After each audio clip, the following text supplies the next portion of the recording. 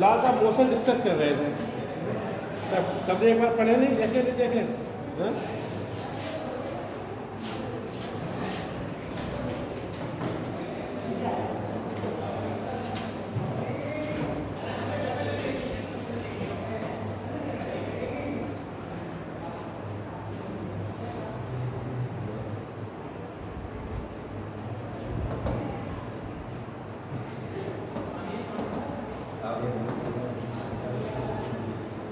बात चल रही थी उस दिन लॉज ऑफ मोशन की, ठीक है।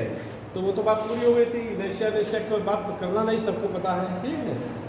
और फोर्सेस कितने तरीके के होते हैं वही बात डिस्कस हो गई थी। कहाँ पे कौन सा फोर्स लगता है ये भी बात हो गई थी, ठीक है। अब Newton second law of motion है, जैसे Newton second law of motion क्या बताया था मैंने आपको, बताओ जी।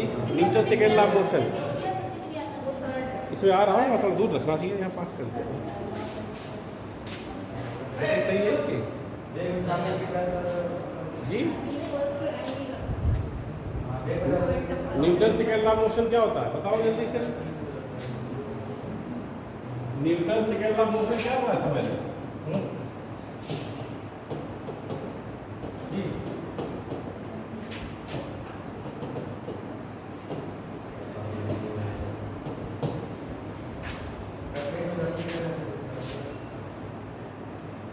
Newton second law of motion बताया था ना मैंने। लॉज ऑफ मोशन 3 तरीके बताए थे। तो फर्स्ट लॉ ऑफ मोशन को क्या कहते हैं?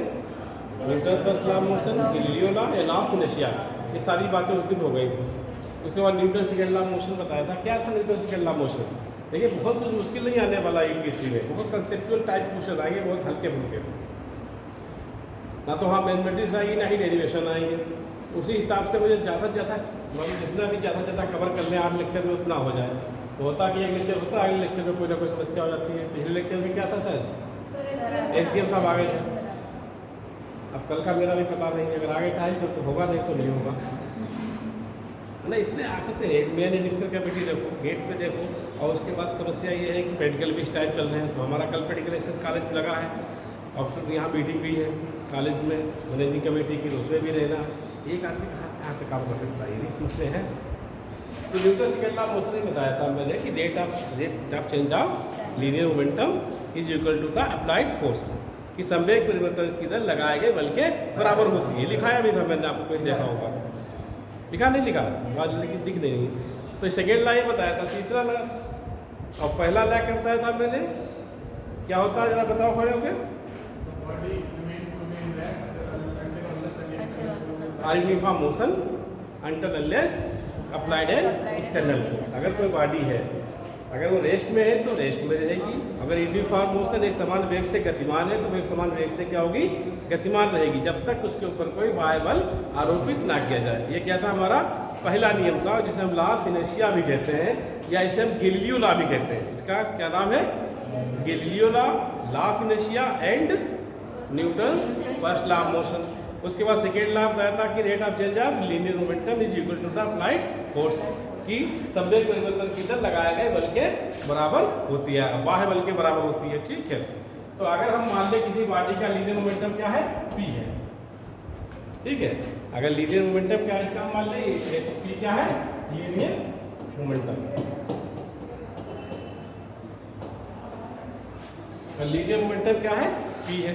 तो क्या होता है रेट ऑफ चेंज ऑफ, जो d/dt लगा होता है, मैथमेटिक्स जो जरा आर्ट्स स्कीम में जरा समझिए, तो यहाँ पर d/dt होता है। इसे हम क्या कहते हैं, time derivative, rate of change of, जिसे क्या कहते हैं हिंदी में समय की दर कह लीजिए या दर कह लीजिए। कभी कभी दर पढ़ते हैं या कभी कभी इसे क्या पढ़ते हैं हम, समय की दर। अगर समय होता है तो इसे हम कहते हैं रेट ऑफ चेंज ऑफ, ठीक है, विद रिस्पेक्ट टू t। समय के सापेक्ष क्या है, इसका दर है। तो रेट ऑफ चेंज, अगर p क्या है, लीनियर मोमेंटम है। अब इसका क्या बताया मैंने कि rate of change of linear momentum. अगर लीनियर मोमेंटम क्या क्या ले लें हम, समय के साथ परिवर्तन ले लें, तो वो किसके बराबर होता है, लगाए गए बल के बराबर होता है। तो अगर हम यहाँ d/p/dt, तो किसके बराबर होगा, अप्लाइड फोर्स के बराबर होगा, या एक्सटर्नल भी फोर्स कभी कभी होता, लिख देते हैं अप्लाइड। इसे हम क्या कहते हैं, rate of change of linear momentum, यानी रेखीय संवेग परिवर्तन की दर लगाए गए फोर्स मतलब बल के बराबर ठीक है, तो ये क्या कहलाता है हमारा Newton's second law of motion. हाँ, dp over dt equal to applied force, यानी और मैथमेटिकली लिख लेंगे शॉर्ट में, तो dp over dt equal to f। केवल f लिखा होता है, f के मतलब कहीं कहीं एक्सटर्नल फोर्स भी कह देता है और कभी कभी अप्लाइड फोर्स भी कह देता है, तो उसमें कंफ्यूजन मत होना। ठीक है, फोर्स जो लगेगा वो इंटरनल तो नहीं होगा, लगाया गया बल। ठीक है, बॉडी पर जो बल लगाते हैं तो बॉडी क्या होती है हमारी, डिस्प्लेस होती है। ठीक है भाई, बॉडी कब मूव करती है, जब किसी बॉडी के ऊपर हम फोर्स लगाते हैं तो वो क्या करती है, डिस्प्लेस होती है। अगर पर्टिकुलर डायरेक्शन पे उसका डिस्प्लेसमेंट है तो हम क्या कह देते हैं, वो फोर्स है। अगर पर्टिकुलर डायरेक्शन में नहीं है तो क्या कह देते हैं, मैग्नीट्यूड ऑफ फोर्स है। अगर फोर्स होगा तो उसमें डायरेक्शन का जिक्र होगा। ठीक है, अगर मैग्नीट्यूड ऑफ फोर्स कहते हैं, बल का परिमाण कहते हैं, तो जरूरी नहीं उसमें डायरेक्शन हो। ठीक है, लेकिन वो क्या होगा, मैग्नीट्यूड ऑफ फोर्स होगा। ठीक है, तो ये एफ के क्या होती है हमारी, बराबर होती है। अब P इक्वल टू मैंने आपको बताया नहीं, शॉर्ट में बता देंगे। P क्या होता है, लीनियर मोमेंटम होता है। P क्या होता है, लीनियर मोमेंटम। P जो है वो क्या है यहाँ पर हमारा, लीनियर रेखीय संवेग। ठीक है, लीनियर मोमेंटम, इसे हम क्या कहते हैं, हिंदी में रेखीय संवेग। मानेंगे का मान लगने लगेगा, तो क्या होता है, रेखीय संवेग। अब ये रेखीय संवेग क्या होता है, अगर इसका मैथमेटिकल फार्मूला देखेंगे, P इक्वल टू जो होता है वो m इंटू v होता है। ठीक है, m into v, mass into product of mass into velocity. ठीक है, तो लीनियर मोमेंटम किसके बराबर होता है, एक लाइन लिखना चाहिए, लिख लीजिए। साइंस वालों को जरूरत नहीं है, हमें तो लग रहा है साइंस स्ट्रीम के ज़्यादातर है, आर्ट्स का है कोई नहीं, बस एक बच्चा है। आप लोग सब साइंस स्ट्रीम के हैं, सब साइंस है। बायो वालों की थोड़ी प्रॉब्लम है, फिजिक्स की पड़ी, हाई स्कूल में थोड़ा बहुत पढ़ा होगा। आर्ट्स वाले कहाँ चले गए, आप ही अकेले बचेंगे, बाकी वो कहाँ हैं, जिन्हें हम ढूंढ रहे हैं वो दिख नहीं रहे हैं बहुत दिनों से। हाँ वही कह रहे हैं, वो साइंस स्ट्रीम के है कहाँ वो,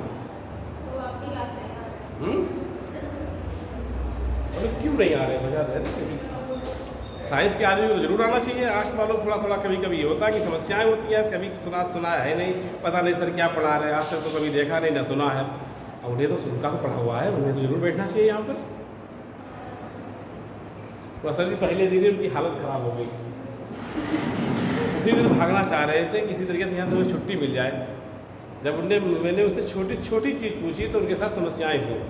ECM का बच्चा अगर ये ना पता हो कि एक्सीलरेशन क्या है, वेलोसिटी क्या है, ये तो बड़ा अजीब सी बात है। PCM पढ़ा हुआ बच्चा, फिजिक्स में केमिस्ट्री पढ़ा हुआ बच्चे को अगर वेलोसिटी ना पता हो, हाँ, डिस्टेंस और डिस्प्लेसमेंट ना पता हो, और हमें नहीं कह रहे हो UPSC की तैयारी कर रहे हैं, अच्छी बातें कर रहे हैं, तैयारी करना चाहिए, सब कोशिश सभी करना चाहिए।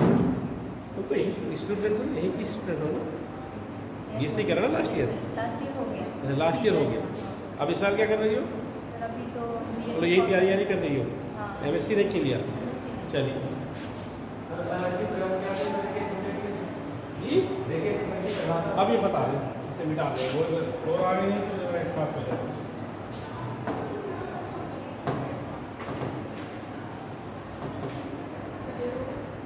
ठीक है, तो लीनियर मोमेंटम पहले बता देते हैं। ठीक है, तो शॉर्ट में अभी मैंने आपको फोर्स बताया, फोर्स क्या है हमारा, dP over dt equal to applied force. ठीक है, बहुत ज़्यादा F और अप्लाइड भी हो जाता है, अगर नीचे A लिख दे तो A मीन्स क्या हो जाएगा, अप्लाइड फोर्स। ठीक है, तो लीनियर मोमेंटम जो होता है हमारा, लीनियर मोमेंटम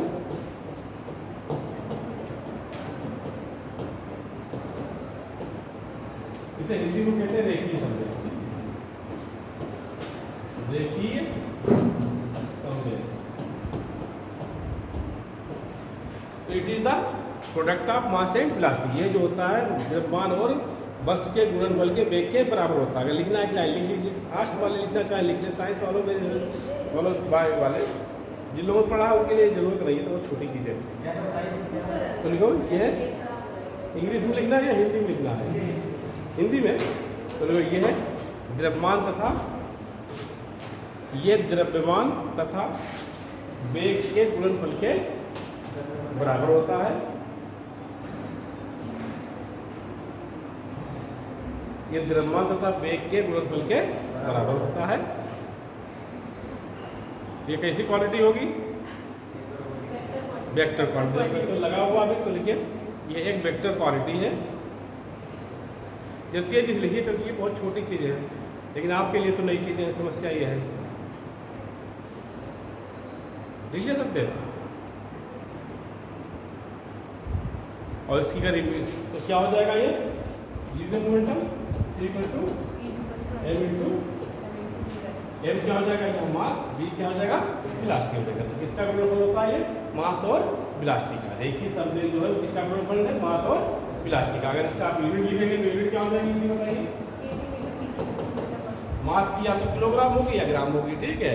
और m के यूनिट लिखेंगे तो क्या हो जाएगी हमारी? kg मीटर पर सेकेंड, ठीक है, किलोग्राम मीटर पर सेकेंड। और अगर सीजीएस में लिखेंगे तो ऐसा स्टैंडर्ड यूनिट। और उसके बाद अगर सीजीएस में लिखेंगे तो ग्राम सेंटीमीटर पर, ठीक है। ये कौन सी यूनिट जाएगी हमारी? सीजीएस।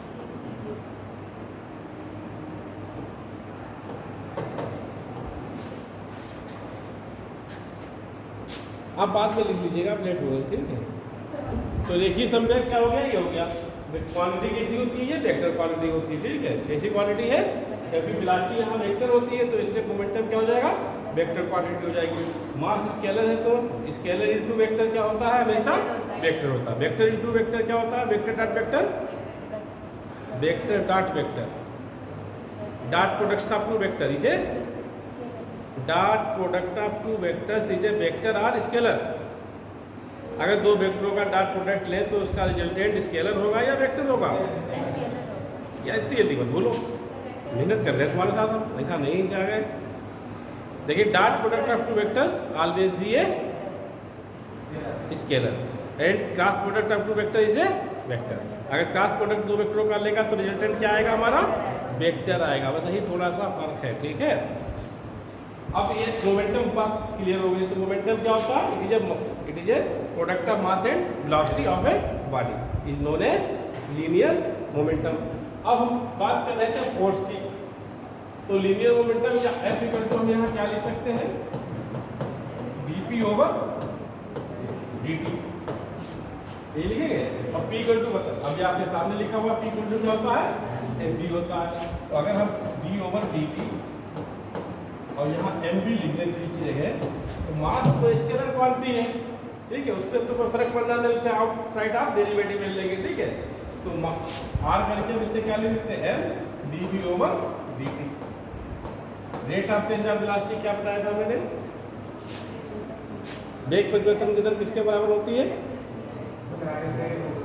पढ़ा चुके सब, देखिए वेग परिवर्तन की दर पढ़ा चुके हम आपको। चाल की दर क्या बताया था मैंने? स्पीड। अब वेग परिवर्तन की दर क्या बताई थी? त्वरण। बताया नहीं था तुम्हें मैंने? एक्सीलरेशन बता चुके ना। इस वेग परिवर्तन की दर किसके बराबर होती है? त्वरण के बराबर होती है। लिखा है, आपके नोट्स सब लिखे हैं पीछे। हमने 2 लेक्चर जो तक लिए उन लेक्चरों में ये सब चीज़ें मैं आपको बता दी मैंने। तो जो वेग परिवर्तन की दर किसके बराबर होती है? त्वरण यानी एक्सीलरेशन। dv ओवर dt किसके बराबर होगा? a के बराबर, ठीक है। तो यहाँ देर अगर हम निकालेंगे f तो इसे रहेगा और साथ में dv ओवर dt ये क्या आ जाएगा? a।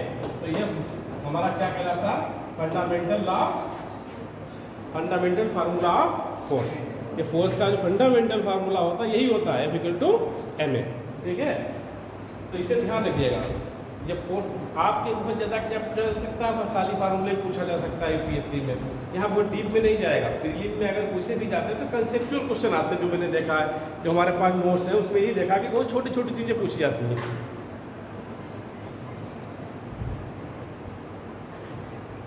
हाँ हेलो, बाद में बात करना आप लीजिए बात, ठीक है। क्या चल रहा है?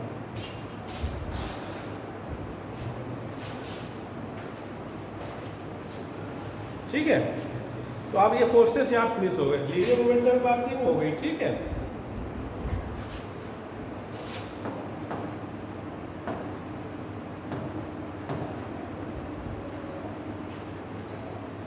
अब law of conservation of linear momentum. Linear momentum note कर लिया सबने? अगली हेडिंग डालिए लॉ ऑफ कंजर्वेशन ऑफ संवेग संरक्षण का नियम, लॉ कंजर्वेशन ऑफ लिनियर।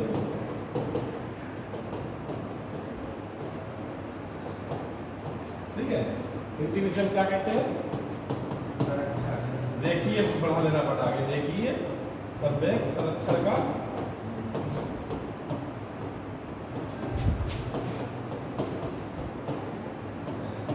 रेखीय संवेग संरक्षण का। ठीक है, क्या होता है?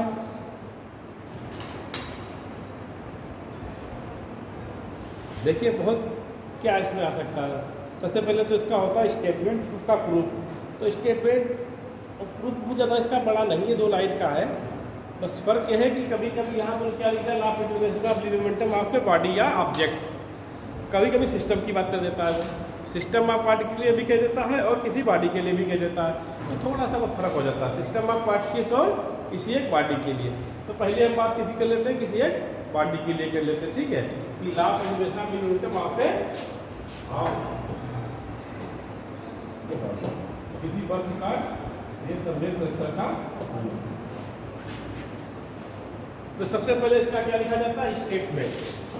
कि मान लो स्टेटमेंट क्या चीज है, इसे हिंदी में कहते हैं कथन।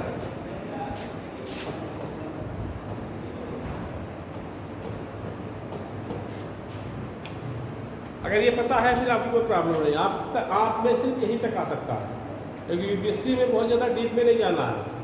हमें जनरल फिजिक्स पढ़नी है, जो सामान्य आने जाने वाली हमारी जो रोज़मर्रा की ज़िंदगी में फिजिक्स से उसी की बात है ज़्यादातर। ठीक है, तो स्टेटमेंट की किसी भी बॉडी का रेखीय संवेग कब संरक्षित रहता है, ये बोलो संरक्षित होने के लिए कंडीशन क्या है? स्टेटमेंट बेसिकली क्या होता है? एक कंडीशन ही है। क्या है कि इसमें क्या छुपा हुआ है? तो देखिए क्या होता है, अगर अभी बात कर रहे थे फोर्स की, अगर किसी बॉडी के ऊपर फोर्स लग रहा है, ठीक है, और या नहीं लग रहा है, तो क्या फ़र्क पड़ेगा? तो इसका पहले स्टेटमेंट लिख दीजिए, in the absence of force. थोड़ा सा वो फर्क बताइए, in the absence of force, बल्कि अनुपस्थित में। हिंदी बोल रहे हैं और इंग्लिश भी बोल रहे हैं, जिसे जिस भाषा में लिखना है वो लिख लें। In the absence of force यानी बल्कि अनुपस्थित में, अनुपस्थित absence, in the absence of force. मैंने बोला पहले एब्सेंस बोला, ठीक है। एब्सेंस के मतलब होता है अनुपस्थित, प्रेजेंट के मतलब उपस्थित। ठीक है, उनका हमसे क्या रहेगा? बल्कि अनुपस्थित में किसी वस्तु या कण पर लगने वाला, पहले हिंदी बोल देते हैं, बल्कि अनुपस्थित में, बल्कि अनुपस्थित में किसी कण या वस्तु, चाहे कण की बात करें या वस्तु की बात करें, बल्कि अनुपस्थित में किसी कण या वस्तु पर लगने वाला रेखीय संवेग सदैव संरक्षित रहता है। तो देखो यहाँ संरक्षित जहाँ वर्ड आ रहा है, यहाँ 3 वर्ड्स आ सकते हैं। कितने वर्ड आ सकते हैं संरक्षित यहाँ पर? कि बल्कि अनुपस्थित में किसी वस्तु या कण पर लगने वाला रेखीय संवेग सदैव संरक्षित रहता है। संरक्षित जो है वो नियत भी कह सकता है। क्या कह सकता है? नियत कह सकता है या अचर भी कह सकता है। सबके मतलब एक ही है। कभी कभी वो अचर कह देता है तो बच्चा कन्फ्यूज हो जाता है कि सर ने तो बताया नहीं, यहाँ पे अचर भी हो सकता है। तो ध्यान रखना कि जहाँ पे संरक्षित वर्ड आया, संरक्षित की जगह पे क्या क्या हो सकता है? नियत हो सकता है और अचर। नियत मतलब कांस्टेंट, अचर मतलब इनवेरिएंट, जो ना बदले। नियत के मतलब वो भी ना बदले, कांस्टेंट का मतलब क्या है? जो चीज़ कांस्टेंट है वो बदलेगी नहीं। तो 3 चीज़ें हो सकती हैं, in the absence of force the linear momentum of acting on a body remains conserve, remains constant, या ऑलवेज भी कंजर्व, या ऑलवेज भी कांस्टेंट, या ऑलवेज भी इनवेरिएंट। ठीक है, तो इतने वर्ड्स कह सकता है वो। कांस्टेंट कह सकता है, कंजर्व कह सकता है और इनवेरिएंट कह सकता है। तो तीनों में कंफ्यूजन नहीं होना चाहिए, तीनों वर्ड्स के मतलब लगभग एक ही है। ठीक है, तो क्या कह रहा है स्टेटमेंट में? क्या छुपा है कि अगर बॉडी के ऊपर बल नहीं लग रहा है, क्या लग रहा है कि अगर वस्तु या बॉडी पे बल नहीं लग रहा है तो उस बॉडी का रेखीय संवेग क्या होगा? संरक्षित होगा। संरक्षित मतलब बदलेगा नहीं, क्योंकि जो law of conservation of momentum है वो यूनिवर्सली ट्रूथ है। कैसा है? Law of conservation of momentum कैसा है? यूनिवर्सली ट्रूथ है। एनर्जी नहीं है यूनिवर्सली ट्रूथ, लेकिन मोमेंटम क्या है? कि अगर एक बॉडी गेन करती है तो दूसरी बॉडी खोएगी। तो यह है कि इनका जो रिजल्टेंट होगा टोटल वैल्यू क्या होगी, इसकी कांस्टेंट ही होगी। तो ये ध्यान रखना कि जो law of conservation of linear momentum है या एंगुलर मोमेंटम है, या इन जनरल क्या कह देते हैं, law of conservation of momentum. अब उसमें दोनों वर्ड शामिल हो जाते हैं, लीनियर भी आ जाता है एंड एंगुलर भी आ जाता है। तो law of conservation of linear momentum जो है, के लिए कंडीशन क्या है, अगर उसके ऊपर फोर्स बॉडी के ऊपर नहीं लग रहा है तो उस बॉडी का रेखीय संवेग क्या होगा, हमारा संरक्षित। ठीक है, तो लिख लिया सकते हैं, बहुत आसान है इसका प्रूफ। देख लाइन का मतलब एक ही लाइन है, तो फोर्स आपको पता है। अब ये बता चुके हैं कि second law, Newton second law motion क्या था, अभी जो आपने पढ़ा कि rate of change of linear momentum किसके बराबर होता है, अप्लाइड फोर्स के बराबर होता है। तो अभी क्या पढ़ा आपने, dp ओवर dt किसके बराबर पढ़ा, फोर्स के बराबर। ये पढ़ा, या फोर्स को हम क्या लिख सकते हैं, F लिख सकते हैं। अब कह रहा है कि अगर वस्तु के ऊपर फोर्स नहीं है तो P कैसा रहेगा, हमारा संरक्षित रहेगा। तो अगर हम यहाँ मान लें कि F इक्वल टू क्या है, 0 है।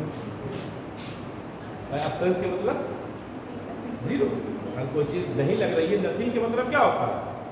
कभी कभी इंटरव्यू में सवाल पूछ दिया जाता है कि 0 को एक्सप्लेन करिए। 0, व्हाट इज 0? 0 क्या है, ये बहुत इंटरव्यू में पूछ दिया जाता है। बता दें आपको कि 0 क्या चीज़ है। हाँ जी, क्या कह रहे हैं,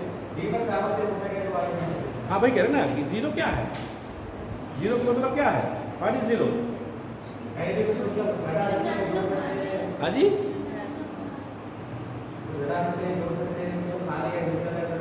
जीरो मतलब, अब हाउ टू एक्सप्लेन इट, मतलब इसे एक्सप्लेन कैसे करेंगे। वो तो सब कहा कि 0 से किसी को मल्टीप्लाई कर दें तो 0 हो जाएगा, 0 से किसी को डिवाइड कर दें तो इनफाइनाइट हो जाएगा, या 0 को किसी चीज़ से डिवाइड कर दें तो 0 रहेगा। ये सब चीज़ें तो बहुत चीज़, लेकिन 0 है क्या, महत्व तो नहीं है, यही बात कर रहे हैं। 0 तो बहुत इंपॉर्टेंट चीज़ है, किसी संख्या के साथ बहुत इंपॉर्टेंट है। अब वैसे भी अगर आपने कोई पूछ दे तो हाउ टू एक्सप्लेन 0 या हाउ टू डिफाइन 0, 0 का डिफाइन कैसे करेंगे। बहुत छोटी चीज़ मैंने बताया था, 0 का मतलब कुछ नहीं होता। अगर आप क्वेश्चन पे हाउ टू एक्सप्लेन इट, हाँ तुम तो रहोगे यहाँ खड़ी हुआ के मेरी जगह पे, आ जाओ, आओ खड़ी हो, एक और आ जाओ, तीसरी भी आ जाओ खड़ी हुआ। यहाँ पे कुछ पूछेंगे नहीं, तुम खड़ी हुआ कुछ पूछे क्यों, क्या प्रॉब्लम है, तुम आ जाओ, जाओ जब तुम भी कितने लोग हैं यहाँ पर, आगे तुम बैठ जाओ आपके जगह। अब कितने में से तो आगे अब कितने में से, एक ही में से है, तुम भी आगे अपनी जगह बैठ जाओ। अब कितने में से, हाँ नथिंग, 0 मीन्स क्या होता है, कोई डिफिनेशन तो नथिंग होता है। 0 का मतलब क्या होता है, नथिंग, कुछ नहीं, यही डिफिनेशन है इसकी 0 की। 0 की डिफिनेशन क्या है, नथिंग, कुछ नहीं। एक्सप्लेन कर दोगे, कोई पूछेगा कहीं आपके घर में कोई पूछेगा इस चीज़ को तो एक्सप्लेन कर दोगे। छोटी छोटी चीज़ पर नौकरियाँ मिल जाती हैं और तुम्हारा नहीं चाह रहे हैं, तुम्हें ऐसा लग रहा था पता नहीं क्या सब पूछने वाले हैं। हम आपको सिर्फ एक्सप्लेन करना चाह रहे थे 0 क्या है, और कोई नहीं। वैसे एक बार बोल भी देते हैं 0 नथिंग, इतना भी सफिशिएंट है, हम कह देते नथिंग। लेकिन नथिंग को आप एक्सप्लेन कैसे करेंगे, तो ये एक्सप्लेन करने का तरीका था, आपने बताया था, वो छोटा था, वो बेसिक्स में बताया जाता है। ये 5th क्लास लेवल में बताई जाती है सब चीज़ें, यहाँ नहीं बताई जाती।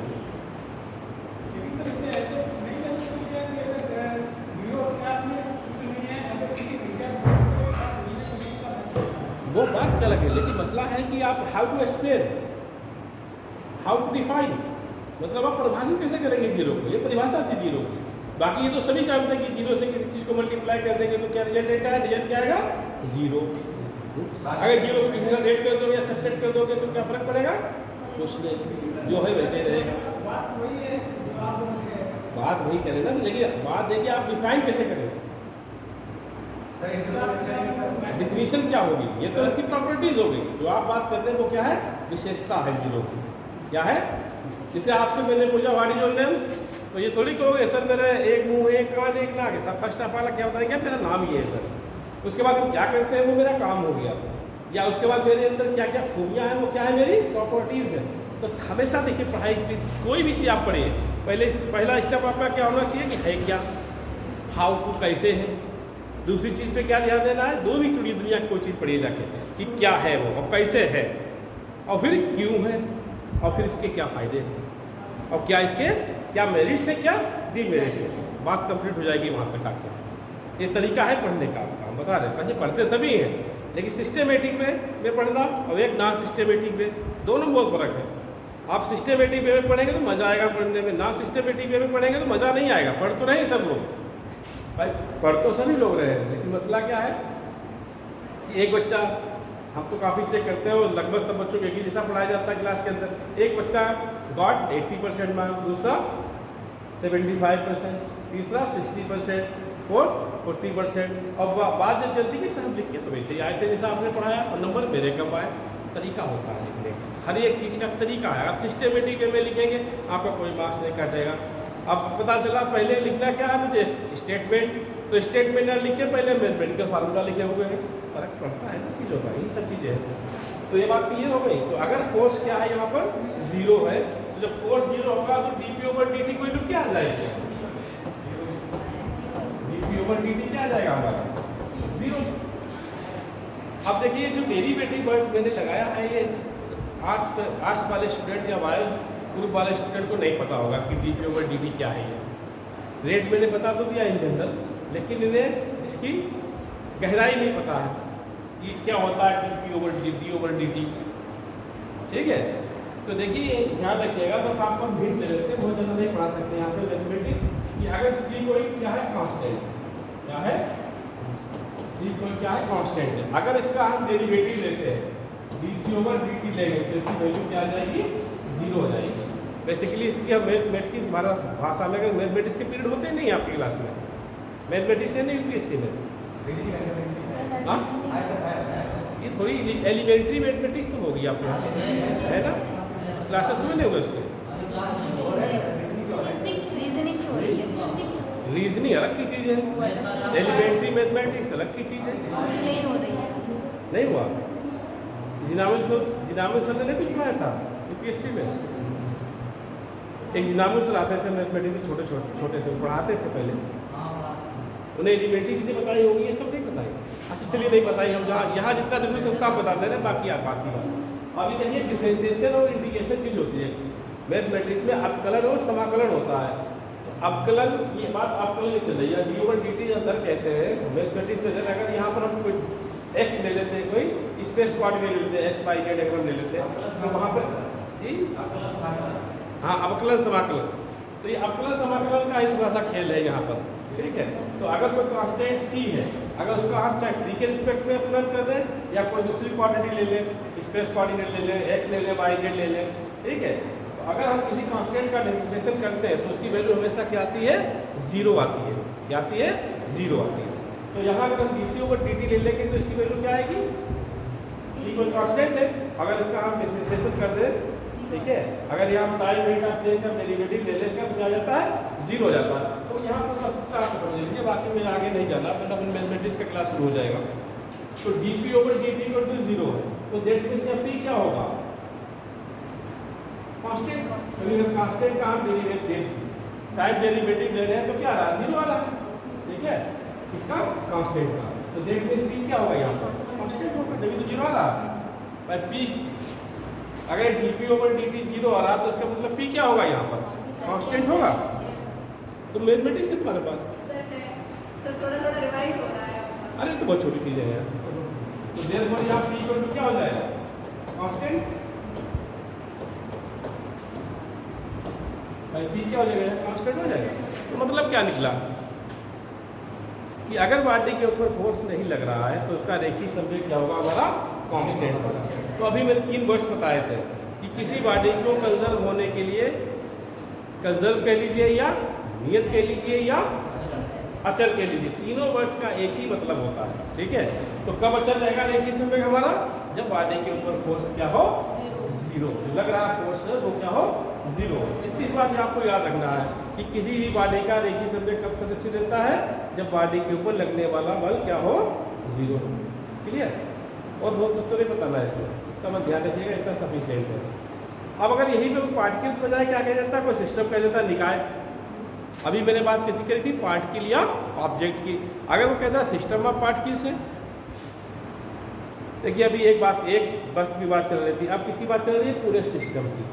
जैसे फॉर एग्जाम्पल एक कमरा है, एक कमरा अगर चारों तरफ से घिरा हुआ है और यहाँ बहुत सारी चीज़ें पड़ी है, क्या पड़ा है, डाइस पड़ी है, टेबल पड़ी है और बेंच पड़ी है। तो अगर ये कमरा चारों तरफ से क्लोज कर दिया जाए तो ये क्या कहलाएगा, एक सिस्टम कहलाएगा। क्या कहलाएगा। अब इसमें कितनी चीज़ें होंगी, जैसे फैन भी है, रॉड्स भी हैं, अगर और भी कोई भी चीज़ लगी जो भी रूम के अंदर है वो सब सारी चीज़ें क्या है, पार्ट्स ऑफ सिस्टम है। और पूरा कमरा क्या कहलाएगा, हमारा सिस्टम कहलाएगा। अभी जो हम बात कर रहे थे किसकी, एक बॉडी की बात कर रहे थे, एक पार्टिकल की बात कर रहे थे, या एक ऑब्जेक्ट की बात कर रहे थे। अब किसकी बात कर रहे हैं, पूरे सिस्टम की बात कर रहे हैं। और सिस्टम में जितनी भी चीज़ें होती हैं वो पार्ट्स ऑफ सिस्टम है। ठीक है। मैथमेटिक्स वाले बताएं या फिजिक्स वाले, व्हाट इज सिस्टम, बताओ तुम लोग, सिस्टम क्या होता है।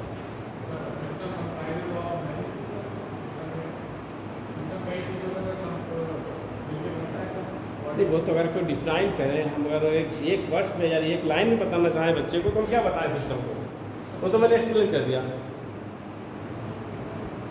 और क्या बताएगा मैथमेटिक्स वाला यार जी, एक लाइन में बताना हमें सिस्टम बेटर। अरेंजमेंट हो गया वो तो किसी चीज़ का। सिस्टम जो बार बार हम कहते हैं निकाय निकाय सिस्टम सिस्टम, बोलो बोलो। देखिए इस पर थोड़ी देर, अगर कोई डिफरेंट अमाउंट है कि डिफरेंट अमाउंट ऑफ मैटर, अब मैटर में हर चीज़ आ जाती है, जितनी भी दुनिया की चीज़ें वो मैटर के अंदर ही हैं। Different amount of matter surrounded by A close boundary, कि कोई डिफरेंट अमाउंट है मैटर की, अगर उसी किसी बाउंड्री से हम घेर दे देते हैं तो उसे हम क्या कहते हैं, सिस्टम कहते हैं। अब जितनी भी उस बाउंड्री की चीज़ें होंगी, उस बाउंड्री के अंदर जितनी भी चीज़ें होंगी वो क्या होंगी, सब पार्ट्स ऑफ सिस्टम होंगे, उस सिस्टम के भाग होंगे। तो सिस्टम मतलब ये है कुछ नहीं, कोई डिफरेंट अमाउंट ले लें मैटर का और उसे क्या करें, चारों तरफ से बाउंड कर दें या घेर दें, तो वो क्या कहलाता है, हमारा सिस्टम कहलाता है। जैसे फॉर एग्जाम्पल दिया था, यार ये रूम है हमारा, इसे चारों तरफ से क्लोज कर दिया तो ये क्या कहलाएगा, एक सिस्टम कहलाएगा। इस सिस्टम में जितनी भी चीज़ें यहाँ पर पड़ी है वो सब क्या होंगे, सिस्टम ऑफ पार्ट्स होंगे। इससे हम क्या कर सकते हैं, एनर्जी ले भी सकते हैं, एनर्जी दे भी सकते हैं। फिर वहाँ में नहीं जाना, आप बता रहे थे कि अगर बाई और पार्ट की वजह सिस्टम कह दें तब क्या फ़र्क पड़ जाएगा। तो एक लाइन का बस केवल फ़र्क है, हमें बहुत ज़्यादा नहीं जाना, इतना टाइम भी नहीं हम आपको अच्छी पढ़ा दें 8 लेक्चर में। तो अभी हम एक बॉडी की बात कर रहे थे, अगर आपने सिस्टम ऑफ पार्टिकल कह देता है, यहाँ पे क्या कह देता है, इसकी जगह पे सिस्टम कह देता है। ठीक है, जैसे हिंदी सिस्टम को क्या कहते हैं, निकाय कहते हैं। हाँ अरे कुछ भी कह लीजिए, हमारे यहाँ तो निकाय इसमें कहा जाता है, बहुत का प्रणाली भी होता होगा कहीं। चलिए जो भी समझ लीजिए, यहाँ सिस्टम को निकाय कहते हैं किसी से। निकाय निकाय प्रणाली दोनों की दीजिए साथ में, बहुत ज़्यादा नहीं पता। अब फिर तो यहाँ फर्क किया जाता है, अगर बॉडी की जगह सिस्टम कह देता है तो सिर्फ यहाँ मैंने जो आपको अभी स्टेटमेंट लिखाया था, क्या लिखा था, in the absence of force, तो वहाँ in the absence of force की जगह सिर्फ क्या आ जाएगा, in the absence of external force आ जाएगा। क्या आ जाएगा, केवल फोर्स ना होके एक्सटर्नल फोर्स आ जाएगा, बस इतना ही फर्क है। अगर किसी एक पर्टिकुलर बॉडी की बात करते हैं तो केवल फोर्स कह देते हैं, और अगर सिस्टम ऑफ पार्टिकल की बात करते हैं तो इनका हाँ हेलो हाँ बताओ हाँ कॉलेज में है, बताओ तो काम बताओ कि चले पाएंगे किस सिलसिले में भाई, क्या हो गया भाई बताओ, तो कोई बात नहीं, अगर कोई बता तो बैकअप आपका सेमेस्टर में जो होगा उससे जो पेपर होंगे आपके सेकेंड सेमेस्टर के, उसके साथ बैक वाले भी हो जाएंगे,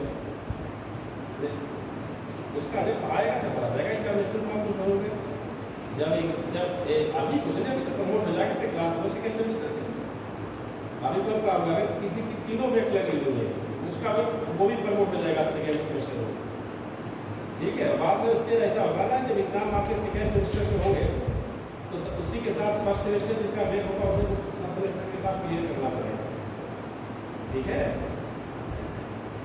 मतलब अगर ना अभी देखिए ये है कि फर्स्ट सेकेंड सेमेस्टर मिला के आप तीन में जो है इम्प्रूवमेंट दे सकते हैं, 3 बार तो सॉरी 4 बार इम्प्रूवमेंट दे सकते हैं। 4 अगर बाय द वे देखिए फर्स्ट सेमेस्टर और सेकेंड सेमेस्टर मिला के आपके 6 पेपर हो रहे हैं, 6 हो रहे हैं तो आप समझिए जो भी ऑप्शन वाला तो छोड़िए, तो 6 में से आप 4 में ब्रेक दे सकते हो। इतना ध्यान रखना है, तो ब्रेक जो है वो दोनों सेमेस्टर में क्लियर करने पड़ेंगे आपको। अगर फॉर एग्जाम्पल अभी आपका एक ब्रेक है, आप सेकेंड सेमेस्टर में फिर आप 3 पेपर दोगे तो इसको क्लियर करना है और उधर कम से कम आपको जो है तीनों अगर इधर एक दे रहे हो तो 3-4 समझ आपको मिल जाएंगे। ठीक है, समझ गए मतलब दो सेमेस्टर मिला के आप 4 ब्रेक दे सकते हो, लेकिन वो ब्रेक को दोनों सेमेस्टर में 4 ब्रेक क्लियर करने पड़ेंगे, ये ध्यान रखिएगा। समझ गया आपको? तो अभी कोई टेंशन नहीं होगा, अभी अपना सेकेंड सेमेस्टर की तैयारी करो तो एडमिशन हो।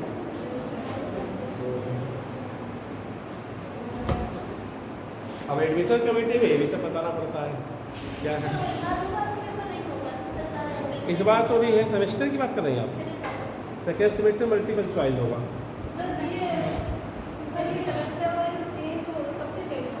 पिछले साल से है, अब तो 1 साल हो गया अपने यहाँ, लेकिन अपनी यूनिवर्सिटी इतना स्लो चल रही है।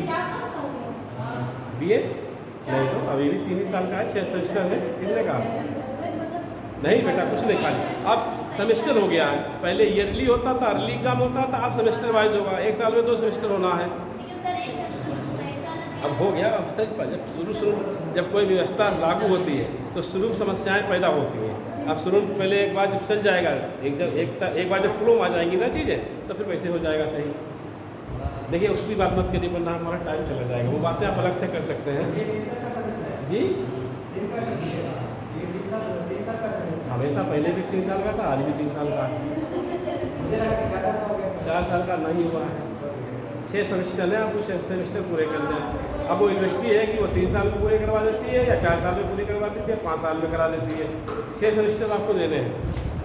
ठीक है, जैसे फिलहाल शुरू कोई भी व्यवस्था होती है तो उसमें थोड़ी प्रॉब्लम्स आती है। अब एक बार जब ये फ्लो आ जाएगा ना तो समस्याएं नहीं आएंगी। तो उसी को कंट्रोल करने के लिए यूनिवर्सिटी मल्टीपल चॉइस कर रही है। क्योंकि देखिए अपने यहाँ समस्या क्या है, ये पहले सेमेस्टर जो कोर्सेज होते थे यूनिवर्सिटीज़ वगैरह में थे, वहाँ पे लिमिटेड बच्चे होते थे। मुश्किल से MSc में होते थे 50 बच्चे, BSc में 100-200 बच्चे होते थे। क्या समझे? तो वहाँ जहाँ यूनिवर्सिटी में मुश्किल से पूरी यूनिवर्सिटी में 10,000 बच्चे पढ़ रहे हैं, उनके लिए बहुत आसान होता था सेमेस्टर। हमारी यूनिवर्सिटी में कितने पढ़ रहे हैं? 4-5 लाख पढ़ रहे हैं। 10,000 और 5 लाख में व्यवस्था करना इतना आसान थोड़ी है। तो ये सब मसला है ना, शुरू प्रॉब्लम आएगी। आने वाले वक्त में सबसे सही चीज़ें हो जाएंगी। एक बार जब हो जाएगा सही से इम्प्लीमेंट तो टाइम बाउंड चीज़ें हैं, टाइम बाउंड में ही हो जाएंगी। अभी तो लग रहा है कि पहला सेमेस्टर 1 साल लग गया, तो अब कोशिश जो कर रही है यूनिवर्सिटी की जल्दी से इसे कम पूरा करने के लिए मल्टीपल कर देंगे। तो ना कापी चेक करने का चक्कर होगा, जहाँ आपका एग्जाम हुआ अगले दिन रिजल्ट, बच्चे वहाँ कापियाँ जाती हैं, महीनों 2 महीने तो कापी चेक होती रहती है। इतनी कापियाँ कैसे चेक हो जाएगी? समस्याएँ हैं ना बहुत सारी। अच्छा ठीक है, तो बात क्या चल रही थी, अगर सिस्टम आ जाए तो जो स्टेटमेंट आप लिखेंगे सिर्फ वहाँ एक वर्ड चेंज हो जाएगा, एक्सटर्नल फोर्स आ जाएगा। क्यों आ जाएगा वो सुन लीजिए, क्योंकि उसे अभी यहाँ बताने की जरूरत नहीं है। क्योंकि एक्सटर्नल फोर्स इसलिए आ जाएगा कि जब सिस्टम होता है कोई, तो सिस्टम जो पार्टिकल्स होते हैं वो आपस में एक दूसरे के ऊपर फोर्स लगाते हैं। देखिए फोर्स कितने तरीके होता है, हमेशा किसी भी बॉडी के ऊपर 2 तरीके फोर्स लगते हैं, इंटरनल और साथ साथ में external. Internal as well as external force होता है। सिंगल बॉडी की बात है तो वहाँ हम बात ही नहीं करते इंटरनल एक्सटर्नल की, केवल in the absence of force. ठीक है, लेकिन जब सिस्टम ऑफ पार्टिकल की बात आ जाए तो वहाँ पर जो इंटरनल फोर्सेस होते हैं, जैसे आप 2 लोग बैठे हैं, मान लो 3 लोग बैठे हैं, तो जो पार्टिकल्स जो होते हैं वो एक दूसरे के ऊपर फोर्स लगाते हैं। तो जो इंटरनल फोर्स होता है वो आपस में क्या होता है, उसका अलजेब्रिक सम, अगर उसका हम बीजगणितीय योग लेते हैं तो वो 0 हो जाता है इंटरनल फोर्सेस। तो एक्सटर्नल फोर्सेस वो कह देते हैं 0 होना चाहिए। भाई लीनियर मोमेंटम कब कंजर्व होगा? जब उसके ऊपर फोर्स का मान क्या हो, टोटल फोर्स क्या हो, 0 हो, तभी वो संरक्षित होगा, अदरवाइज नहीं होगा। ठीक है, क्या लिखने की जरूरत है इस लाइन को जो मैंने इसे बराबरली बोल दी? जरूरत है क्या? लिख लिया मैंने। बस इतनी सी बात लिखना होगा स्टेटमेंट में। अगर सिस्टम ऑफ पार्टिकल कह दें तो वहाँ केवल फोर्स की बात नहीं करेंगे, एक्सटर्नल फोर्स की बात होगी। अगर ऑप्शन आएगा तो आप एक्सटर्नल फोर्स पे टिक करेंगे, फोर्स पे नहीं टिक करेंगे, इतना ध्यान रखना। क्योंकि 4 ऑप्शन आएंगे, in the absence of external force, ठीक है, linear momentum of A system of particle remains conserve, ठीक है, कि अगर वो एक्सटर्नल फोर्स होगा तो वो सिस्टम ऑफ पार्टिकल की बात होगी, और अगर खाली फोर्स होगा तो केवल एक पार्टिकल एक ऑब्जेक्ट की बात होगी, ठीक है। तो ये ध्यान रखना, अगर वो सिस्टम ऑफ पार्टिकल कह दे तो ऑप्शन 4 दिए होंगे, फोर्स 0 हो, एक्सटर्नल फोर्स 0 हो, या कहेगा एनर्जी 0 है, या नन ऑफ दीज। ऑप्शन क्या होगा कि in the absence linear momentum for the system of particle, question होगा कि linear momentum for the system of particles is conserve. उसमें ऑप्शन कितने दिए होंगे आपके? 4 दिए होंगे कि पहला ऑप्शन क्या होगा? फोर्स 0, दूसरा ऑप्शन क्या होगा? एक्सटर्नल फोर्स 0, तीसरा ऑप्शन क्या होगा? एनर्जी 0, चौथा ऑप्शन क्या होगा? None of this. उसमें कौन सा ऑप्शन लगाएंगे आप? अगर सिस्टम ऑफ पार्टिकल की बात करेगा तो आप क्या कहेंगे? एक्सटर्नल फोर्स 0, और अगर केवल एक बॉडी की बात करें या ऑब्जेक्ट की बात करें तो क्या बात करोगे? फोर्स 0। क्लियर? तो देखो इसी तरह के क्वेश्चन आपके आ सकते हैं, इससे ज़्यादा मुश्किल क्वेश्चन नहीं होंगे यूपीएससी में। अगली बात होगी हमारी एंगुलर मोमेंटम। खत्म कर रहे हैं, अगर किसी कोई क्वेरीज या कोई क्वेश्चन है तो पूछ लीजिए आप। तुम भी तो साइंस फैकल्टी के हो, हाँ, आर्ट्स के हो, चलो ध्यान देना चीज़ों को, तो ये तुम्हारे लिए ज़्यादा इंपॉर्टेंट है, ये तो सब पढ़े हुए हैं साइंस वाले इन सब चीज़ों को। अगर कोई कंफ्यूजन हो तो तुरंत पूछ लेना, ठीक है।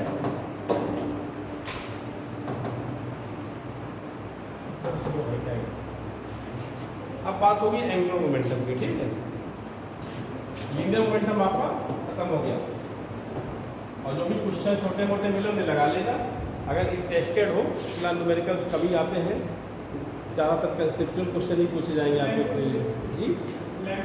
हाँ भाई, लैंग्वेज बेसिस तो बात कर रहे हैं, तब तक हमने कोई न्यूमेरिकल की बात ही नहीं करी यहाँ पर। एंगुलर मोमेंटम,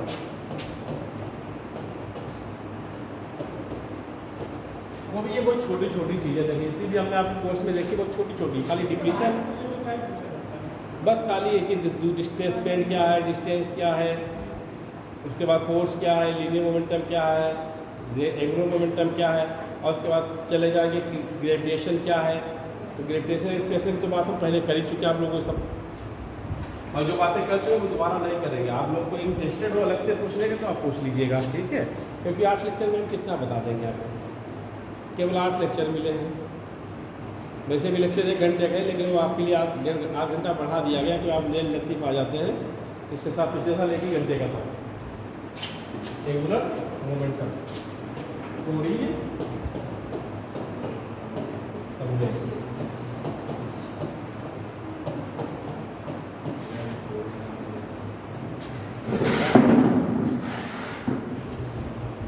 अब यहाँ कोड़िए में कोड़ आ गया है, क्या आ गया है? आ जाइए, नए बच्चे आ गए आपके साथ में लग रहा है।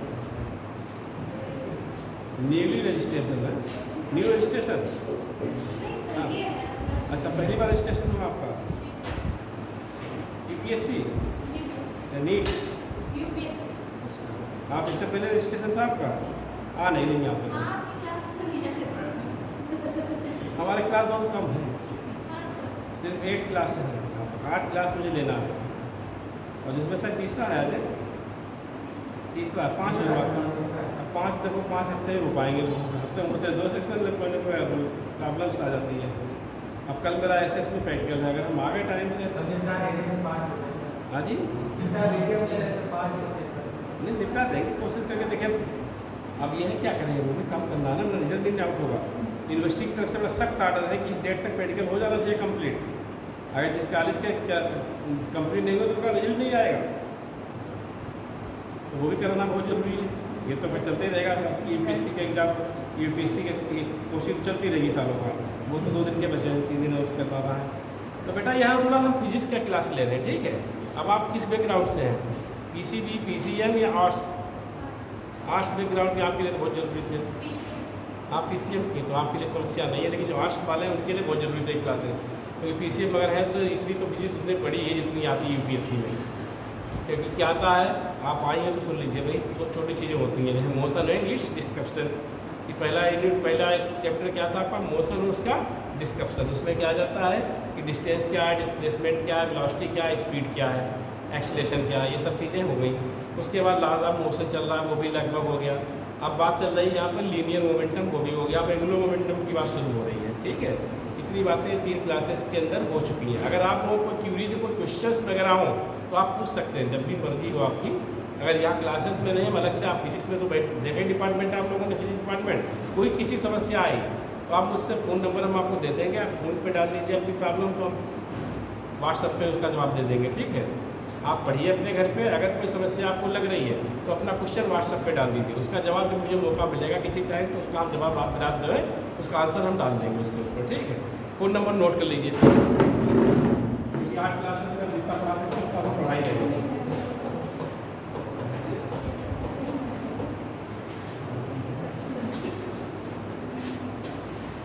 अगर कोई समस्या आती है, कोई क्वेश्चन या न्यूमेरिकल पूछना है तो मेरा व्हाट्सएप नंबर यही है कि नंबर चलाते हैं, उस पर अपना क्वेश्चन डाल दीजिए।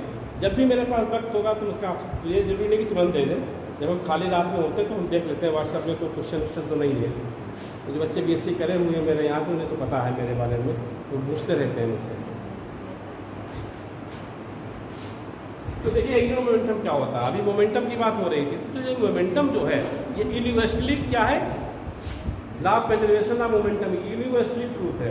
कैसा है, यूनिवर्सली ट्रूथ है कि संसार में कहीं भी होंगे तो आपका जो मोमेंटम होगा वो बॉडी का क्या होगा या सिस्टम का क्या होगा, वो कंजर्व ही होगा। अगर एक बॉडी जितना खोती है तो दूसरी बॉडी उतना ही पाती है, इसमें कोई लॉस नहीं होता है। लेकिन एनर्जी कंजर्व नहीं होती है, यूनिवर्सली कंजर्व नहीं है, क्योंकि वहाँ डिपेंड करता है कि हमारी स्केटिंग इलास्टिक है, इन इलास्टिक स्केटिंग है। लेकिन मोमेंटम हर जगह कंजर्व रहता है, ये ध्यान रखिएगा, ठीक है। अभी स्केटिंग की बात आएगी तो बता देंगे आप एक बार। तो एंगुलर मोमेंटम क्या होता है आपको बताएगा, तो इसके बता कोई सरल वर्ड्स में या सब सरल शब्दों में कोई बताया क्या होता है कोणीय संवेग। क्या नाम है बेटा आपका, आशी पाठक। कहाँ से, इंटरमीडिएट जलालाबाद से है। बताओ भाई, तुम बताओ पीछे वाले, तुम तो मेरे स्टूडेंट हो, पढ़ाए हुए, तुम पे भरोसा कुछ ना कुछ तो बताओगे। हाँ, J = वो तो ठीक है, तो फार्मूला तो बता रहे हैं। J = होता है वो होता है R cross P, R cross, जहाँ R डिस्टेंस होती है, P क्या होता है लीनियर मोमेंटम, जो भी मैंने आपको पढ़ाया। होता क्या है ये तो मैथमेटिकल फार्मूला है। अगर आपसे कोई डिफाइन करे how to define angular momentum, तो जवाब ये नहीं होना चाहिए मोमेंट ऑफ लीनियर मोमेंटम, बस एक वर्ड कहना है। क्या कहना है, बैठ जाओ, बस एक वर्ड लिख लीजिए, moment of linear momentum about an axis लिख लीजिए। Moment of linear momentum about an axis. हाँ, रेखीय संवेग का झुकाव किसी इसके परिता कोणीय संवेग कहलाता है। Moment of linear momentum about an axis is known as angular momentum. बोला तो था अभी हिंदी में। रेखीय संवेग का मोमेंट में होता है झुकाव, एंगल, ठीक है। रेखीय संवेग का झुकाव किसी अक्ष के परिता, रेखीय संवेग का झुकाव किसी अक्ष के परिता कोणीय संवेग कहलाता है। अगर किसी वस्तु की बात कहता है तो वस्तु की बात कर लेंगे, अगर सिस्टम ऑफ पार्टिकल की बात कहता है तो वहाँ सिस्टम ऑफ पार्टिकल लगा दोगे। एक मैंने आपको जनरल डिफिनेशन बता दी, क्या बताई कि moment of linear momentum about an axis is known as angular momentum. कि रेखीय संवेग का झुकाव किसी अक्ष के परिता कोणीय संवेग कहलाता है। नोट कर लिया सबने, ठीक है। अब रेखीय संवेग अभी आपको मैंने बता दिया क्या होता है, it is the product of mass and velocity. जो अभी यहाँ है आप ध्यान दीजिए, अभी मैंने बताया है जो P है ये क्या होता है, P = mv होता है, जहाँ m क्या होता है, मास होता है किसी बॉडी का, द्रव्यमान, और v जो होता है वो वेलोसिटी होता है। क्या होता है, क्योंकि ये वेक्टर क्वांटिटी तो इसके ऊपर वेक्टर लगा देते हैं। तो ये तो हो गया हमारा क्या, लीनियर मोमेंटम। ये क्या है, इसे हिंदी कहते हैं रेखीय संवेग।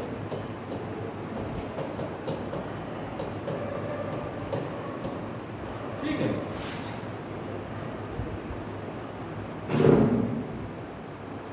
एक घंटा लगातार बोलना, कुछ बीमार भी बीच में हो गई है, ऐसा लगता है बड़ा मुश्किल हो रहा है घंटा पढ़ाना।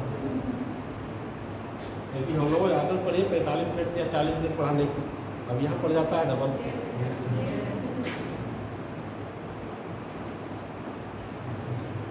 नोट कर लिया सब आपने? अब देखिए क्या बता रहे थे कि जो फिगर बना था इसीलिए हटाना था। तो अगर हम मान लें कोई एक्सिस है, ठीक है, क्या है ये, अगर यहाँ पे हम एरो लगा देते हैं तो इसके मतलब रोटेशन एक्सिस हो जाता है। क्या हो जाता है कि ये जो एक्सिस है वो कैसी है, रोटेशन एक्सिस है। इसके अराउंड कोई भी बॉडी क्या कर सकती है, रोटेट कर सकती है। इस सिंबल के मतलब होता है ये एक्सिस ऑफ रोटेशन। यहाँ हम लिख देते हैं, अगर कहीं नहीं लिखा गया है केवल ये सिंबल बना है तो इसके मतलब ही होता है एक्सिस ऑफ रोटेशन, ठीक है। अगर हम यहाँ मान लें कोई रिजिड बॉडी है, क्या है, कोई ये रिजिड बॉडी है और इस एक्सिस के ऊपर कोई पॉइंट क्या है ले लेते हैं, और यहाँ कोई बॉडी है जिसका मास कितना है m, ठीक है, और इस एक्सिस से की डिस्टेंस कितनी ले लेते हैं, r ले लेते हैं। अब अगर इस बॉडी के ऊपर कोई मोमेंटम क्या लग रहा है, p लग रहा है, ठीक है। तो अगर कोई बॉडी के ऊपर मोमेंटम की वजह से क्या हो रहा है, झुका हुआ है, कि क्या है, कोई बॉडी है जिसका कोई ना कोई मास होगा, यहाँ पर मान लीजिए इसका मास m है, ठीक है। और सिस्टम ऑफ पार्टिकल की बात कर लेंगे तो कैपिटल M लिख देंगे। तो यहाँ पर क्या हो रहा है, इसके ऊपर कोई मोमेंटम लग रहा है तो ये बॉडी क्या करती है, रोटेट करती है, और इसके ऊपर जो एंगुलर मोमेंटम लगता है इस तरीके से एंगुलर मोमेंटम,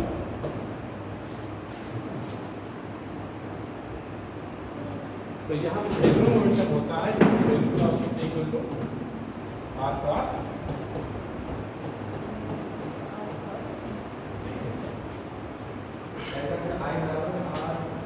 जी, r आई नहीं होता, जे है, J equal to r cross p।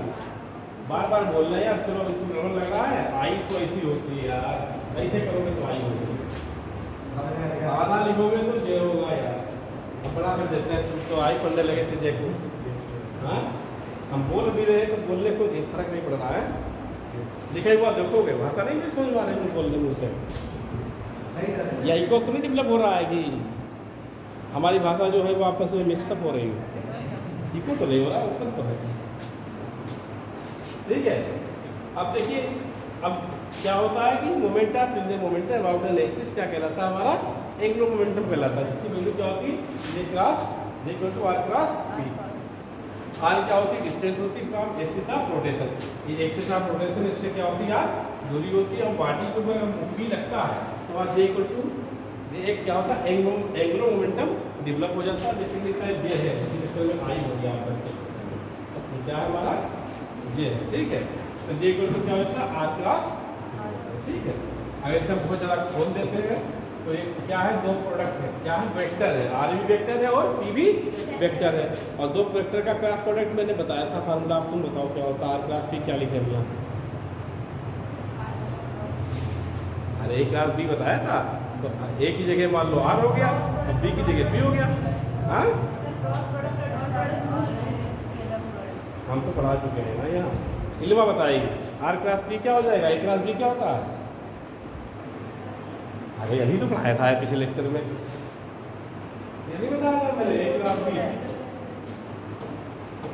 A cross B नहीं बताया था मैंने, A B vector A vector B का मान एन साइन थीटा एन के, नहीं बताया था ये,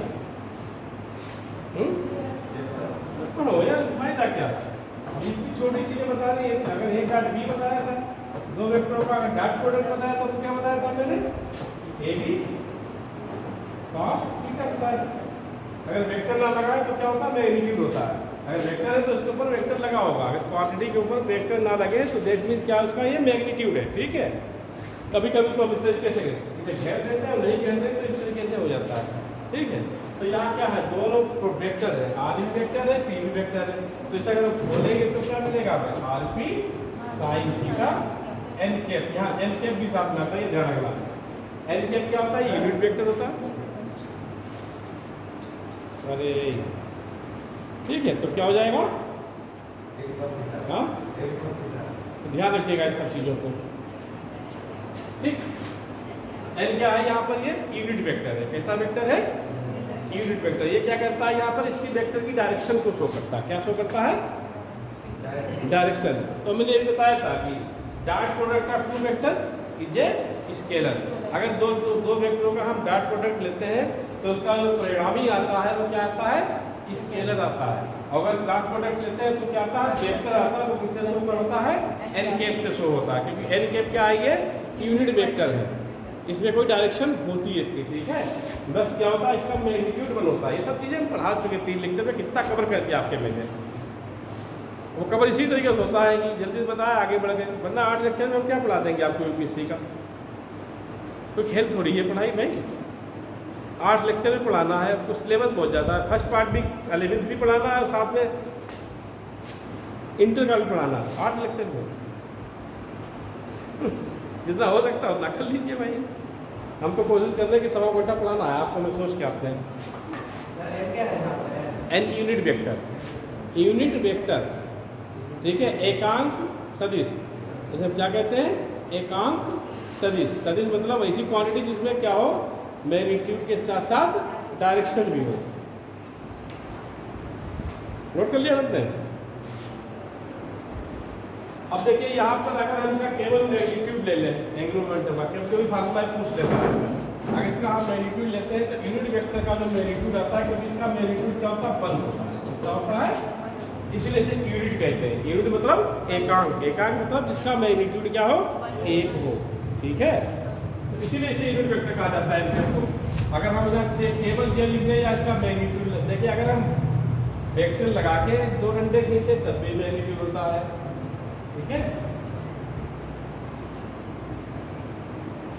हाँ हेलो, अभी नहीं, 1:30 बजे तक, ठीक है। तो अगर हम इसका मैग्नीट्यूड लेते हैं, या तो एक तरीका होता है इसे इस तरीके से वेक्टर लगाया और इसे इस तरीके से भेज दिया, तब भी क्या कहलाता है? ये मैग्नीट्यूड कहलाता है। अब अगर हम केवल जे लिख दें, कुछ ना लगाए ना वेक्टर लगाए ना डंडा खींचे, तब भी मैग्नीट्यूड होगा। वेक्टर जब भी होगा जब उसके ऊपर हम वेक्टर लगाए, ठीक है। ये ध्यान रखिएगा। कभी कभी बार बार ऐसे चीज़ें लिखना ठीक नहीं रहता। केवल जे लिखते हैं, हम केवल अगर हम जे लिखेंगे तो यहाँ बेसिकली क्या लेंगे? इसका हम मैग्नीट्यूड लेंगे। तो ये तो वैसे मैग्नीट्यूड पे लिखे तो आरपी क्या हो जाएगा? साइन थीटा हो जाएगा। क्या हो जाएगा? और एन कैप की वैल्यू क्या हो जाएगी? 1 हो जाएगी, ठीक है। और पी इक्वल टू क्या होता है? एम बी होता है। अगर हम पी की वैल्यू यहाँ रख दें उठा के, तो पी इक्वल टू क्या है? एम बी, वेक्टर नहीं लगाना है, तो एम बी आर हो जाएगा और साइन थीटा, ठीक। अभी आ जाता है हमारा, क्या आ जाता है? Angular momentum.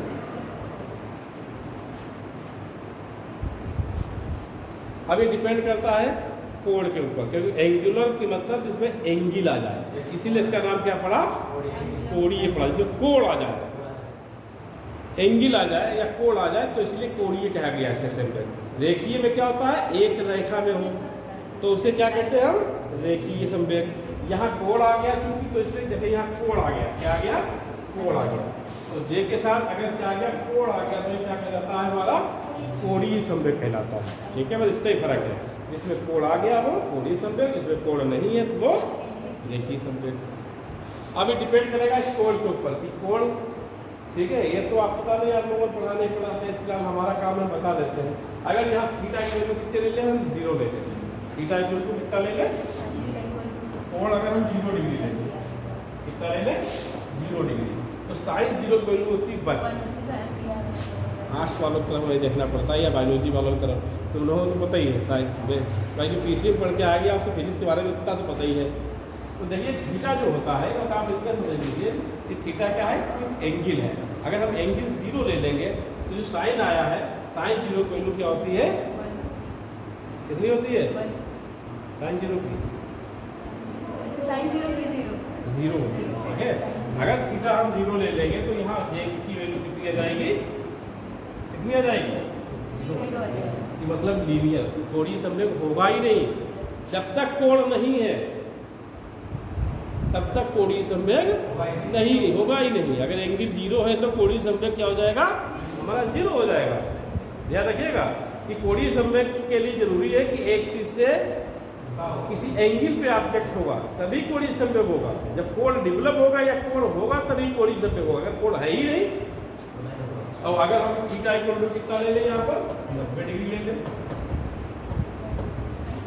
तो साइन 90 वैल्यू कौन होती है? मैक्सिमम होती है। कितनी होती है? मिनिमम कितनी होती है? 0 होती है साइन की, और मैक्सिमम कितनी होती है? 1। तब बना जाएगा यहाँ पर, तब उस टाइम जो चेंज होगा हमारा मैक्सिमम हो जाएगा। जे की वैल्यू कितनी आ जाएगी हमारी? MBR, और साइन 90 कितना हो जाता है हमारा? 1। इसकी वैल्यू कितनी हो जाएगी? 1। तो इस तरीके से हमारा जे निकल के आएगा, जे की वैल्यू आ जाएगी MB।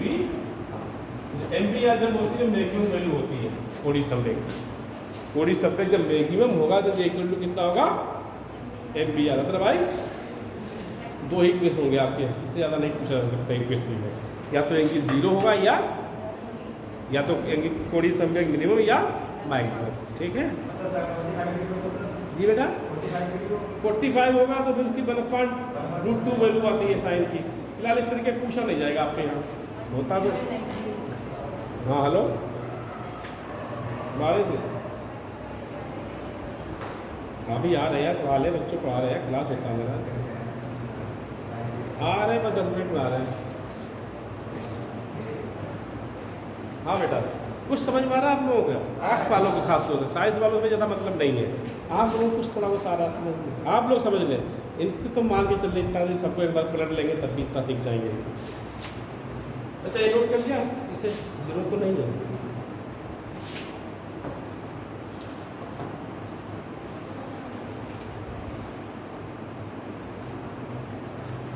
तो ये हो गया हमारा कोणीय संवेग।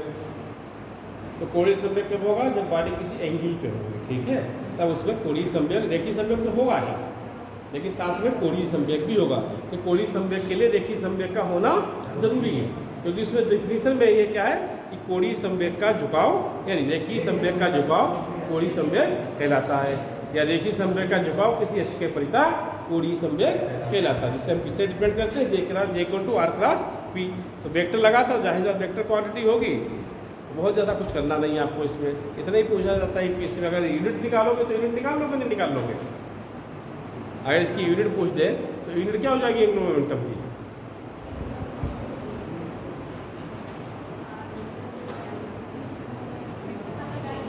हाँ, तुमने पूछा नहीं तो क्वांटिटी तो वेक्टर है ही। तो यहाँ क्या आया था? MB आया था, MBR। हाँ, M की क्या होगी? ग्राम या किलोग्राम, और B की क्या होगी? मीटर पर सेकेंड। R की क्या होगी? मीटर। इसकी क्या जाएगी? ग्राम या किलोग्राम, जो लेना चाहो ले लो, ग्राम हो गया तो ग्राम ले लो, ठीक है। इसकी क्या हो जाएगी?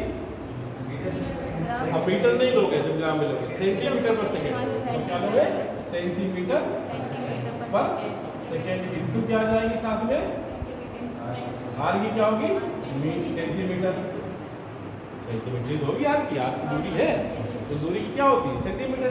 तो मास क्या हो जाएगा? ग्राम सेंटीमीटर स्क्वायर पर सेकेंड जाएगी इसकी यूनिट ग्राम। और भी दूसरी होती है, बाद में बता दें, ग्राम सेंटीमीटर स्क्वायर पर सेकेंड। ये कहाँ में आ जाएगी? इसकी SI यूनिट, वो सॉरी CGS यूनिट होगी। कौन सी यूनिट होगी? है CGS,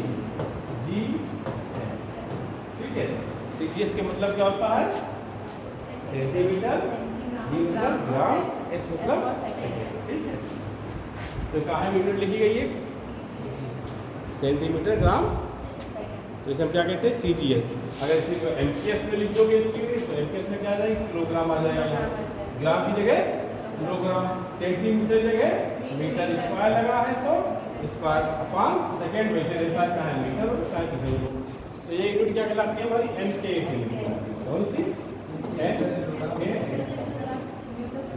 आपकी क्या हो जाएगी यहाँ पर? मास किलोग्राम सेकेंड, ठीक है, क्लियर। वहाँ ग्राम हो जाएगा, यहाँ मास किलोग्राम हो जाएगा, बस इतने फर्क होगा दोनों में। बाकी इसकी यूनिट और होती है जूल सेकेंड। क्या होती है? Joule into second. अभी एनर्जी की बात करी नहीं तो इसलिए हम वहाँ गए नहीं। जूल सेकेंड भी होती है यूनिट, जब आ जाएगी तो बता देंगे वहाँ पर भी, ठीक है। अब इसका अगली हेडिंग लाभ कंजर्वेशन ऑफ एंगुलर मोमेंटम, बस आज यहीं तक हो पाएगा। बाकी कल के लेक्चर में क्या होगा वहाँ भी आपको बता देंगे, आप लोग पढ़ के आइएगा, ठीक है। अगली हेडिंग डाल लो, law of conservation of angular momentum. Law of conservation of कोणीय संवेग संरक्षण का नियम। कोणीय संवेग संरक्षण का नियम।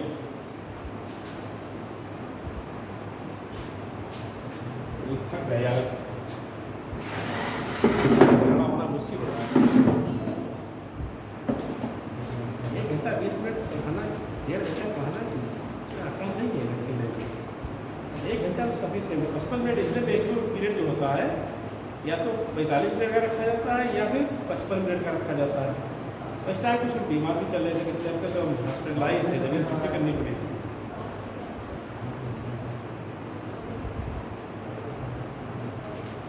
अभी भी इलेक्ट्रॉन लैब के पेरेंट्स लोग चक्कर पढ़ाने चक्कर में।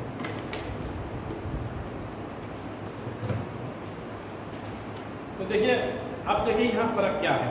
वहाँ क्या था, in the absence of force था। क्या था? In the absence of force. अब इससे पहले क्वांटिटी और होती है, टॉर्क जिसे कहते हैं बल आघूर्ण, वो यहाँ पर आ जाएगा। ये क्या होता है टॉर्क? सबसे पहले हम आपको टॉर्क पढ़ा देते हैं, फिर उसके बाद ही पढ़ाते हैं। बताएगा कोई बल आघूर्ण क्या होता है? आघूर्ण को हिंदी में कहते हैं, आघूर्ण को इंग्लिश कहते हैं रोटेशन। रोटेशन को हिंदी में क्या कहते हैं? हम आघूर्ण कहते हैं। तो किसी चीज़ के घूमने को हम क्या कहते हैं हिंदी में? आघूर्ण। ये पंखा क्या कर रहा है? ये आघूर्ण कर रहा है। क्या कर रहा है? कैसा? और या इंग्लिश में क्या कहेंगे? रोटेट कर रहा है या रोटेशन हो रहा है। इसमें क्या हो रहे हैं? घूर्णन हो रहे हैं। हिंदी में घूर्णन, इंग्लिश में रोटेशन। ठीक है। तो बल आघूर्ण यानी बल की वजह से क्या हो जाए? आघूर्ण हो जाए, तो उसे हम क्या कहते हैं? बल आघूर्ण या मोमेंट ऑफ फोर्स कहते हैं, या फिर उसे हम मोमेंट ऑफ कपल भी कहते हैं। बहुत सारे उसके नाम। बल आघूर्ण। तो कोई भी बॉडी जब भी रोटेट करती है, जब उसके ऊपर बल आघूर्ण लगता है, जब तक बल आघूर्ण नहीं होगा तब तक वो रोटेट नहीं करेगी। ये कंडीशन है कि कोई भी वस्तु है अपने अक्षीय परितः तभी घूमेगी जब उसमें क्या हो? डेवलप बल आघूर्ण डेवलप। अगर बल आघूर्ण नहीं होगा तो बॉडी अपने अक्षीय परितः कभी भी रोटेट नहीं करेगी। ये ध्यान रखना। तो पहले बल आघूर्ण पढ़ लीजिए एक लाइन का, तभी आपको समझ में आएगा law of conservation of angular momentum, otherwise आएगा नहीं। जी बल आघूर्ण, पहले बल आघूर्ण लिख लो। Moment of couple, moment of couple Hindi में क्या कहते हैं? बल आघूर्ण को मोमेंट ऑफ कपल। हिंदी में कहते हैं? अरे हिंदी में कहते हैं ना, हिंदी में जब कहते हैं देखो कि मोमेंट ऑफ कपल, कपल को हिंदी में क्या कहते हैं? जोड़ा। हाँ क्या कहते हैं? दंपत। चलो जो भी समझ लो कि कपल मतलब दो चीज़ के मिलने से। ठीक है, दो चीज़ें मिलती हैं तो बाबू यहाँ, अब यहाँ क्या था? मोमेंट ऑफ, यहाँ मोमेंट ऑफ कपल और किसकी वजह से? फोर्स की वजह से होता है। ठीक है,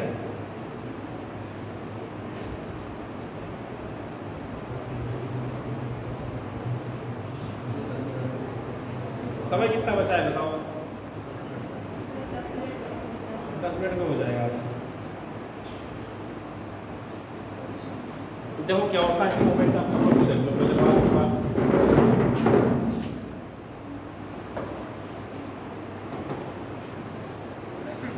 देखिए क्या है कि कोई एक्सिस ऑफ रोटेशन क्या है? जहाँ पे मैंने घुमा दिया इसका मतलब क्या हो गया? ये घूर्णन अक्ष। हिंदी में क्या कहते हैं इसे? हम एक्सिस ऑफ रोटेशन को घूर्णन अक्ष कहते हैं। ठीक है, हिंदी में लिखना है तो लिख लो इसे, axis of rotation, axis of rotation. ठीक है, हिंदी में क्या कहते हैं सर? घूर्णन अक्ष। ठीक, नोट कर लिया। अब देखिए कब होगा? अगर कोई ये बॉडी रखी हुई है किसी एंगल के ऊपर, क्या रखी हुई है? कोई बॉडी है या रॉड कह लीजिए, या किसी एंगल के ऊपर ये रखी हुई है। अब इसके ऊपर एक फोर्स तो ये लग रहा है इस साइड में एक सिरे पे, दूसरा फोर्स क्या लग रहा है? दूसरे सिरे पे लग रहा है। ठीक है, और दोनों फोर्स कैसे होंगे? इक्वल एंड अपोजिट फोर्स होंगे। कैसे होंगे? एक बराबर होंगे और दूसरे कैसे लगे? एक दूसरे के विपरीत दिशा में लगे। इसी से मोमेंट ऑफ कपल कह देते हैं। कपल मतलब दो फोर्स से गुजर होता है। और फोर्सेस भी कैसे होते हैं? एक दूसरे के बराबर होते हैं, इक्वल एंड अपोजिट। इक्वल मतलब बराबर होगा इनका मैग्नीट्यूड, और एक दूसरे कैसे होंगे, विपरीत होंगे। तो जैसे कोई राड रखी है, देखना होगा आपने घरों में चरखियाँ लगी होती हैं, बहुत सारे घरों में लोग छत के ऊपर क्या कहते हैं, चरखी टाइप की लगा देते हैं, जो हवा चलती है तो क्या करता है वो घूमती है तेजी से। पहले मेलों में भी बिकती थी, है ना, चरखियाँ टाइप की होती थी, बच्चे लेके भागते थे तो रोटेट करती थी तेज़ी से। अब तो खैर हमारे दौर की बात हम कर रहे हैं, अब तो लोग घरों में लगा देते हैं, कभी कभी छतों के ऊपर देखते हैं लगी होती चरखियाँ, तो जो हवा चलती है तो विंग्स पे जब क्या करती है, नीचे वाली विंग्स और ऊपर वाली विंग्स पे जब हवा पड़ती है तो उसमें फोर्स लगते हैं, तो वो क्या करती है, रोटेट करने लगती है। ठीक है, वही चीज़ यहाँ पर भी है। टार्क क्या होता है, जब इक्वल और अपोजिट फोर्स लगते हैं इसके ऊपर, तो क्या करती है, ये बॉडी होती है, ये फोर्स क्या करता है, इस तरीके से घुमाने फोर्स करता है, ये वाला इस तरीके। तो ये जो रॉड्स होती है, जो भी बॉडी होती है, इस तरीके से क्या करती है, वहाँ पर घूमने लगती है। कब घूमती है, जब इसके ऊपर टार्क लगता है। जब तक ये टार्क नहीं लगेगा, इसी को मोमेंट ऑफ कपल कहते हैं। क्या कहते हैं, बल आघूर्ण या मोमेंट ऑफ कपल। जब ये टार्क लगता है तब ये बॉडी घूमती है। इस टार्क की जो वैल्यू होती है वो आर, अगर यहाँ रोटेशन एक्सिस की डिस्टेंस हम दिखा दें आर है, ठीक है, तो इसकी जो वैल्यू होती है वो क्या होती है, आर क्रॉस एफ। जो टार्क होता है वो क्या होता है, आर क्रॉस एफ। ठीक है, जब तक ये डेवलप नहीं होगा बॉडी में, तब तक बॉडी रोटेशन नहीं करेगी। ये जरूरी नेसेसरी कंडीशन है, जब बॉडी के ऊपर टार्क लगेगा तभी बॉडी रोटेट करेगी, अन्यथा घूर्णन नहीं करेगी। अगर ये नहीं लगेगा टार्क, नहीं करेगी। ठीक है, टार्क जैसे क्या product of position into force. ठीक है, तो इसके आपको general difference moment of couple, खाली ये तो इंग्लिश में मोमेंट, यानी दो फोर्स की वजह से बॉडी के अंदर घूर्णन पैदा हो जाता है, तो उसे हम क्या कह देते हैं, मोमेंट ऑफ कपल कह देते हैं। ठीक है, या mathematically defined it is the cross product of displacement into force, या आर को पोजीशन वेक्टर भी कह देते हैं या डिस्प्लेसमेंट कहते हैं, दोनों चीज़ें। It is the cross product of position vector into force. ठीक है,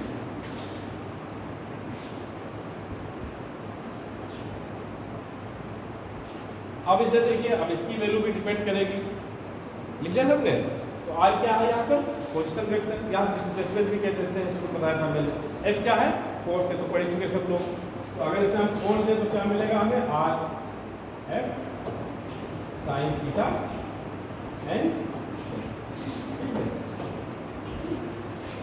अब अगर इसे आप मैग्नीट्यूड लिखें, तो मैंने बताया था मैग्नीट्यूड लिखें तो वेक्टर नहीं लगाएंगे, तो क्या आ जाएगा हमारा, r f sine theta. N टेप की क्या वैल्यू है, मैग्नीट्यूड लगा देंगे आप तो 1 हो जाएगा, एन टेप होगा वो 1 हो जाएगा।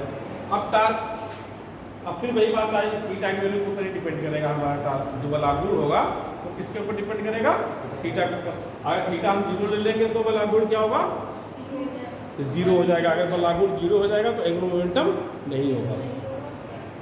अगर बल आघूर्ण 0 हो गया, टाउ की वैल्यू अगर 0 हो गई, बॉडी कभी भी रोटेट नहीं करेगी अपने इसके परिता। और मैक्सिमम कब होगा, तो 90 लगेगा। दो ही केस होंगे, या तो मिनिमम या मैक्सिमम। आपके कोर्स में यूपीएससी में 20 की बात नहीं आएगी, या तो मिनिमम की बात आएगी या मैक्सिमम। तो किसके ऊपर डिपेंड करेगा, थीटा के ऊपर डिपेंड करेगा। थीटा 0 है तो कितना होगा, टार्क जो हमारा आएगा वो 0 आएगा, दैट मीन्स मिनिमम। ठीक है, और अगर थीटा इक्वल टू कितना हमारा 90 डिग्री है,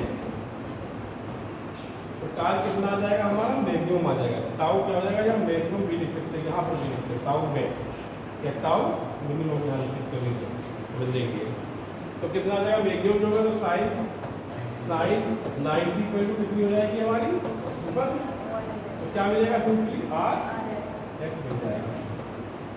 ठीक है, तो ये मैक्सिमम हो जाएगा। क्लियर, पूछ रही हूँ, बहुत ज़्यादा हो जाता है एक दिन में, बहुत ज़्यादा तो नहीं हो जाता है एक दिन में, इतना पढ़ लोगे घर पे।